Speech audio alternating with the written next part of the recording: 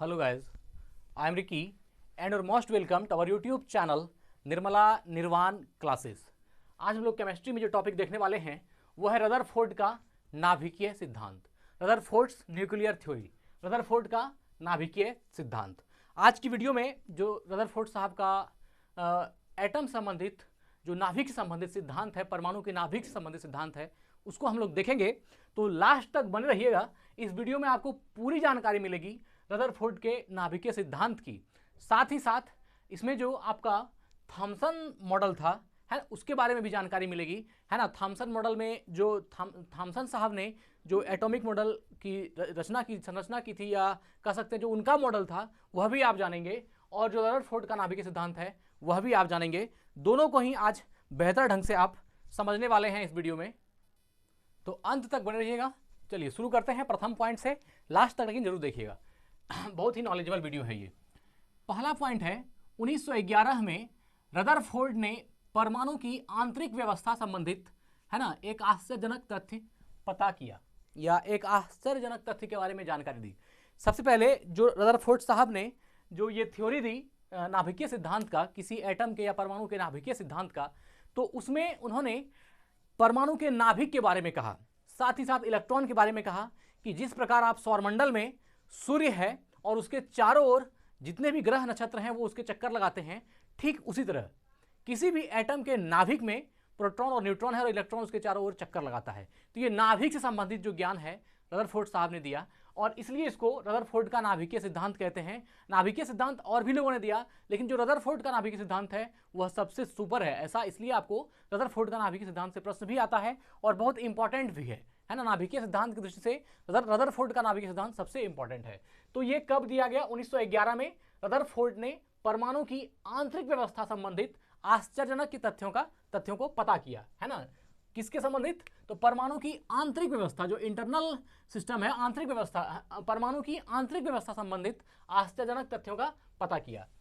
इस प्रयोग द्वारा रदरफोर्ड का प्रकीर्णन, इस प्रयोग को रदरफोर्ड का प्रकीर्णन प्रयोग, रदरफोर्ड्स स्कैटरिंग एक्सपेरिमेंट कहते हैं। यह जो रदरफोर्ड का नाभिकीय सिद्धांत है इसको रदरफोर्ड्स स्कैटरिंग एक्सपेरिमेंट भी कहते हैं। मतलब क्या? यह जिस एक्सपेरिमेंट के द्वारा इसको निकाला गया उसका नाम रखा गया रदरफोर्ड्स स्कैटरिंग एक्सपेरिमेंट, या इसी को हिंदी में बोलते हैं रदरफोर्ड का प्रकीर्णन प्रयोग, रदरफोर्ड का प्रकीर्णन। अब यहां से बात उठता है प्रकीर्णन क्या होता है या स्कैटरिंग क्या है ना। प्रकाश का किसी माध्यम में पूरी तरह से बिखर जाना या पूरी तरह से फैल जाना, यह प्रकीर्णन कहलाती है। इस घटना को स्कैटरिंग कहते हैं। तो स्कैटरिंग मतलब मूल रूप से होता है बिखरना या फैल जाना। तो यह जो है रदरफोर्ड का प्रकीर्णन प्रयोग या रदरफोर्ड्स स्कैटरिंग प्रयोग, यह किससे संबंधित है? तो परमाणु की आंतरिक व्यवस्था से संबंधित जो आश्चर्यजनक तथ्यों का पता चला वह किस प्रयोग से? तो रदरफोर्ड के प्रकीर्णन प्रयोग से या रदरफोर्ड्स स्कैटरिंग एक्सपेरिमेंट के द्वारा यह पता चला। ठीक है, अब देखिए, थॉमसन द्वारा प्रस्तुत परमाणु का स्वरूप अस्वीकार करते हुए एक सिद्धांत का प्रतिपादन किया जिसे रदरफोर्ड का नाभिकीय सिद्धांत या रदरफोर्ड्स न्यूक्लियर थ्योरी कहते हैं। सबसे पहले यह समझना होगा कि रदरफोर्ड से पहले एटम के न्यूक्लियर संबंधित जो है एक, आप समझ सकते हैं, कह सकते हैं एक सिद्धांत जो है थॉमसन साहब का था। किसका था? थॉमसन साहब का। इन्होंने सबसे पहले, या कह सकते हैं रदरफोर्ड से पहले किसी भी परमाणु के नाभिक संबंधित कुछ बातें कही थी जो थॉमसन साहब का था, लेकिन थॉमसन द्वारा जो प्रस्तुत परमाणु का स्वरूप था उसको अस्वीकार किया। किसने अस्वीकार किया? तो रदरफोर्ड साहब ने। रदरफोर्ड ने थॉमसन साहब की जो परमाणु का स्वरूप था उसको अस्वीकार किया और अस्वीकार करते हुए एक नए सिद्धांत का प्रतिपादन किया, है ना, प्रतिपादन किया, जिसे रदरफोर्ड का नाभिकीय सिद्धांत या रदरफोर्ड न्यूक्लियर थ्योरी कहते हैं। तो पहले अगर आप यहां पर देखिएगा तो पहले किसका आया? थॉमसन साहब की थ्योरी आई, और उसके बाद किसका आया? तो रदरफोर्ड साहब की थ्योरी आई। पहले थॉमसन साहब ने परमाणु की आंतरिक संरचना के बारे में कुछ कहा, फिर बाद में रदरफोर्ड ने उसको गलत किया, उसको अस्वीकार दिया, और उसके बाद उन्होंने अपनी जो परमाणु से संबंधित जो अपना स्वरूप, जो अपना उन्होंने तैयार किया था जो मॉडल, उसको दिया, और वो सर्वमान्य हुआ और वो सत्य भी है। तो ये आपको यही बात यहां पर है कि थॉमसन द्वारा प्रस्तुत परमाणु का स्वरूप अस्वीकार किया। थॉमसन साहब की जो मॉडल थी उसको अस्वीकार किया। किसने? रदरफोर्ड ने। अस्वीकार करते हुए एक सिद्धांत का प्रतिपादन किया जिसे रदरफोर्ड का नाभिकीय सिद्धांत या रदरफोर्ड्स न्यूक्लियर थ्योरी कहते हैं। अब रदरफोर्ड की स्पेशल जो थ्योरी है किसी भी एटम के नाभिक संबंधित या एटम के आंतरिक इंटरनल सिस्टम के संबंधित या आंतरिक संरचना के संबंध में जो रदरफोर्ड की थ्योरी है उसको हम लोग आज देखेंगे। तो थोड़ा सा एक झलक इस पर भी जाती है, जो थॉमसन साहब द्वारा प्रस्तुत परमाणु स्वरूप था उसको जब अस्वीकार किया गया तो हमको यह भी जानने की उत्सुकता होती है कि थॉमसन साहब का परमाणु मॉडल क्या था, या थॉमसन साहब ने परमाणु के मॉडल के बारे में क्या कहा था। तो देखिए थॉमसन साहब का जो मॉडल था, है ना, थोड़ा सा देख लेते हैं। थॉमसन मॉडल के अनुसार परमाणु मॉडल में ऋणात्मक रूप से आवेशित इलेक्ट्रॉन धनात्मक आवेश वाले जेल में अंतर्निहित होते हैं और वे स्थिर होते हैं। ये बात किसने कही थी? ये थॉमसन साहब ने कहा था। इनका देखिए, अब हम शॉर्ट रूप में बोलते हैं, थॉमसन साहब का कहना क्या था, जैसे तारबूज है ना, तारबूज के अंदर जिस तरह से उसमें बीज गथा हुआ होता है, उसी तरह से परमाणु के अंदर जो धन आवेश है या धन चार्ज है उसके अंदर उसी तरह इलेक्ट्रॉन धसे होते हैं जिस तरह के उसमें बीज निहित होता है। एक तारबूज के अंदर जिस प्रकार से बीज निहित है उसी प्रकार से इलेक्ट्रॉन एक परमाणु में वह जो धन आवेश की तरह का होता है और उसके अंदर इलेक्ट्रॉन बीज की तरह से उसके अंदर गथे होते हैं। ये बात किसने कही? तो ये बात था थॉमसन साहब का, जिसको कि गलत किया और स्वीकार दिया किसने? रदरफोर्ड साहब ने। और रदरफोर्ड साहब ने क्या कहा? उन्होंने कहा कि धन आवेश जो है वह किसी भी परमाणु के नाभिक में मौजूद है और इलेक्ट्रॉन उसके चारों ओर चक्कर लगाता है। ये दोनों बातें अलग अलग है, साफ अलग अलग है। तो अगर इससे देखिएगा तो रदरफोर्ड का कहना भी सही था, क्योंकि उन्होंने जब थॉमसन साहब की थ्योरी को गलत कहा उसके पीछे लॉजिक यही था, क्योंकि वैसी संरचना है नहीं। और देखिए दूसरा, अगर थॉमसन साहब का मॉडल को देखिएगा तो थॉमसन मॉडल में परमाणु का धन आवेश तारबूज के समान माना गया है और इलेक्ट्रॉन को प्लम अर्थात बीज की तरह उपस्थित माना गया है। मतलब थॉमसन साहब के मॉडल में परमाणु को एक धन आवेश की तरह, है ना, तारबूज के समान माना गया है। परमाणु का धन आवेश तारबूज के समान, जो परमाणु का धन आवेश है, पॉजिटिव चार्ज है, इसको तारबूज की तरह माना गया है ना। परमाणु के धन आवेश को तारबूज के समान माना गया है और इलेक्ट्रॉन को प्लम अर्थात बीज की तरह उपस्थित माना गया है ना। क्या माना गया है? बीज की तरह, कि पूरा जो धन आवेश है वह तरबूज के समान है और जो इलेक्ट्रॉन है उसमें उपस्थित बीज के समान है। जब आप एक तरबूज को फोड़ते हैं तो उसके अंदर जिस तरह की संरचना में आप लाल लाल वाला जो भाग है जिसमें कि उसमें कि आप बीज को धसा हुआ पाते हैं, तो वो जो रेड वाला भाग है उसको वो धन आवेश मानते हैं और उसके अंदर जो बीज निहित है उसको वह इलेक्ट्रॉन कहता है या ऋण आवेश कहता है। आप साफ देखिए, थॉमसन मॉडल में परमाणु का धन आवेश तारबूज के समान माना गया है और इलेक्ट्रॉन को प्लम अर्थात बीज की तरह उपस्थित माना गया है। मतलब धन आवेश तारबूज के समान है और उसके अंदर जो बीज है वह इलेक्ट्रॉन के समान है। यह बात जो है किसने कही? थॉमसन साहब ने कहा। थॉमसन के परमाणु मॉडल को विभिन्न प्रकार का नाम दिया गया। क्या क्या? इसको रेजिन पुडिंग मॉडल भी बोलते हैं थॉमसन मॉडल को। थॉमसन मॉडल को प्लम पुडिंग मॉडल भी कहते हैं। थॉमसन मॉडल को तरबूज मॉडल भी कहते हैं।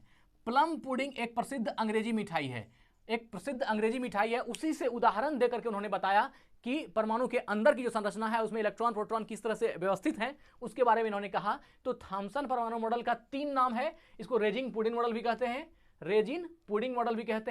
प्लम पुडिंग मॉडल भी कहते हैं और तारबूज मॉडल भी कहते हैं। और प्लम पुडिंग जो है यह एक प्रसिद्ध अंग्रेजी मिठाई है ना। अब देखिए, थॉमसन मॉडल में परमाणु के नाभिक के बारे में कोई जानकारी नहीं होती है। परमाणु के न्यूक्लियर के बारे में थॉमसन मॉडल से आपको कोई जानकारी नहीं मिलती है, जबकि रदरफोर्ड मॉडल में होता है। रदरफोर्ड मॉडल में यह जानकारी मिलती है ना। किसी भी एटम के न्यूक्लियर के बारे में जानकारी आपको रदरफोर्ड मॉडल से मिलती है। तो अभी आपने रदरफोर्ड मॉडल नहीं पढ़ा, अब उसको भी देखेंगे, रदरफोर्ड मॉडल को भी देखेंगे। अब देखिए, रदरफोर्ड के अनुसार परमाणु मॉडल में ऋण आवेशित इलेक्ट्रॉन नाभिक के चारों ओर घूमते हैं। क्या बोला इन्होंने? कि रदरफोर्ड के अनुसार क्या बोला गया कि रदरफोर्ड के परमाणु मॉडल में कहा गया कि ऋण आवेशित इलेक्ट्रॉन जो है वह नाभिक के चारों ओर घूमते हैं। और थॉमसन साहब ने क्या कहा? थॉमसन मॉडल के अनुसार परमाणु मॉडल में ऋणात्मक रूप से आवेशित इलेक्ट्रॉन धनात्मक आवेश वाले जेल में, जो धनात्मक आवेश का जेल है ना, उसके अंदर अंतर्निहित होते हैं और वे स्थिर होते हैं। इन्होंने कहा कि जो धनात्मक आवेश परमाणु के अंदर धनात्मक आवेश है उसमें जो है इलेक्ट्रॉन जो है उसके जेल में धसा हुआ रहता है। धन आवेश का जेल बना हुआ है परमाणु के अंदर और उसमें इलेक्ट्रॉन धसा हुआ है। ये बात किसने कही? थॉमसन साहब ने। और रदरफोर्ड ने क्या कहा कि परमाणु मॉडल में ऋण आवेशित इलेक्ट्रॉन नाभिक के चारों ओर घूमते रहते हैं। तो यहां से इसको समझने के बाद आपको समझ में आ गया होगा कि थॉमसन साहब का मॉडल क्या कह रहा था और रदरफोर्ड का मॉडल क्या कह रहा था। लेकिन अब जो आपको रदरफोर्ड का मॉडल बताएंगे, इससे आपको सब कुछ क्लियर हो जाएगा कि रदरफोर्ड साहब ने जो मॉडल दिया वो क्या थी और जो थॉमसन साहब का मॉडल था वो क्या था। साथ ही यह भी पता चलेगा कि थॉमसन साहब के परमाणु मॉडल को रदरफोर्ड साहब ने अस्वीकार क्यों किया। अब हम लोग रदरफोर्ड मॉडल को देखते हैं। अब देखिए, यहां तो आपने देख लिया थॉमसन द्वारा प्रस्तुत परमाणु का स्वरूप अस्वीकार करते हुए एक सिद्धांत का प्रतिपादन किया, जिसे रदरफोर्ड का नाभिकीय सिद्धांत या रदरफोर्ड्स न्यूक्लियर थ्योरी कहते हैं। इस सिद्धांत की मुख्य बातें इस प्रकार है। अब यहां से यहां तक में आपको रदरफोर्ड का जो परमाणु मॉडल है वह बात समझ में आएगी। तो पहला पॉइंट क्या कहा कि परमाणु में इलेक्ट्रॉन से घिरे केंद्र में प्रोटॉन का एक छोटा सा किंतु भारी नाभिक होता है। क्या बोला कि परमाणु में इलेक्ट्रॉन से घिरे केंद्र में जो परमाणु है, जो एटम है, मान लीजिए एटम है, और इन्होंने क्या कहा था कि इसके परमाणु का जो नाभिक है, ये मान लीजिए आपका नाभिक है और ये एटम है। ये एक बड़ा सा एटम है, एटम बड़ा होगा जानते हैं, नाभिक इसके अंदर छोटा होगा। ये एटम है और ये आपका न्यूक्लियर है ना, ये न्यूक्लियर है।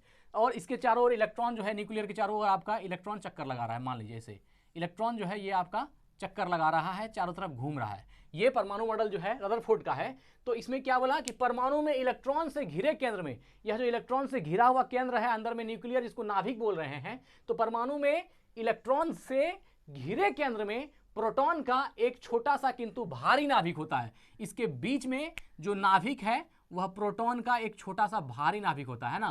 प्रोटॉन न्यूट्रॉन आप जानते हैं इसके अंदर रहता है। तो यह जो है एक छोटा सा भारी नाभिक है, किसका? प्रोटॉन का, जो एटम के बीच में होता है ना। यही बात कहा कि परमाणु में इलेक्ट्रॉन से घिरे केंद्र में प्रोटॉन का एक छोटा सा किंतु भारी नाभिक होता है।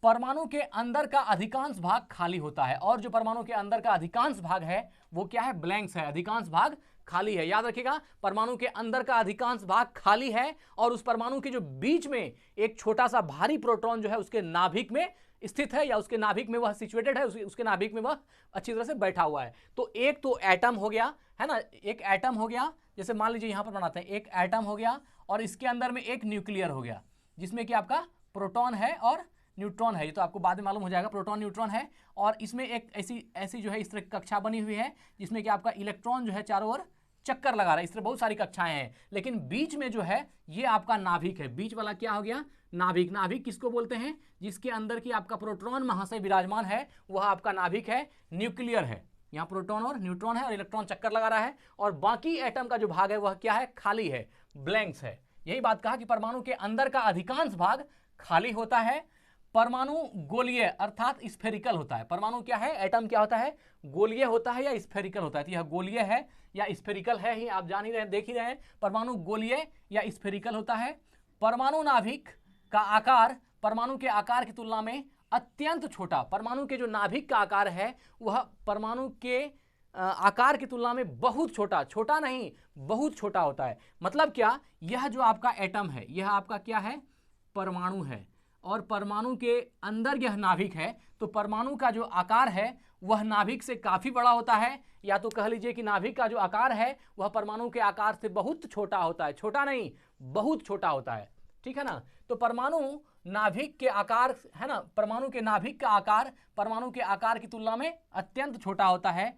परमाणु सौर मंडल की तरह होते हैं। क्या बोल दिया? जो परमाणु है वह सौर मंडल की तरह होता है। अब ये कंपैरिजन किससे कर रहे हैं? सौर मंडल की तरह का होता है का मतलब है कि किसी भी परमाणु के अंदर जो नाभिक है वह बीच में, मिडिल में होता है, जिसको कि सौरमंडल के सूर्य से कंपैरिजन किया गया है किसी परमाणु के नाभिक का, और इलेक्ट्रॉन जो उसमें चक्कर लगा रहे हैं उस इलेक्ट्रॉन का कंपैरिजन किया गया है जो आपका ग्रह नक्षत्र सूर्य के चारों ओर चक्कर लगा रहे हैं उनसे।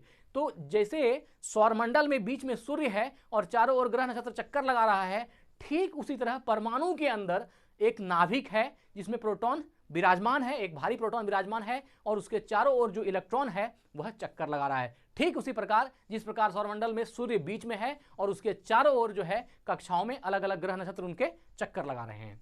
तो यही बात है कि परमाणु सौरमंडल की तरह होता है। परमाणु में उपस्थित इलेक्ट्रॉन नाभिक के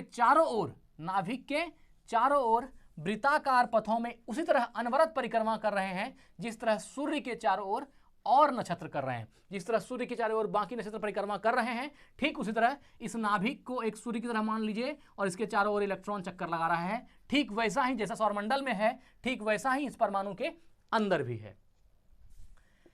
इन वृत्ताकार पथों को कक्षाएं अर्थात ऑर्बिट्स कहा जाता है। जिस प्रकार आप जानते हैं इनका जिस प्रकार ग्रह नक्षत्र जो है सूर्य के चारों ओर चक्कर लगाते हैं, यहाँ आपका सूर्य विराजमान है, फिर ये बुध, ये शुक्र की कक्षा, ये पृथ्वी की कक्षा, इस तरह से अलग अलग कक्षाएं बनी हुई है। ठीक इसी प्रकार इस परमाणु के नाभिक में प्रोटॉन विराजमान है, न्यूट्रॉन विराजमान है और इसके चारों ओर इलेक्ट्रॉन क्या है, चार चक्कर लगा रहा है ग्रहों की तरह।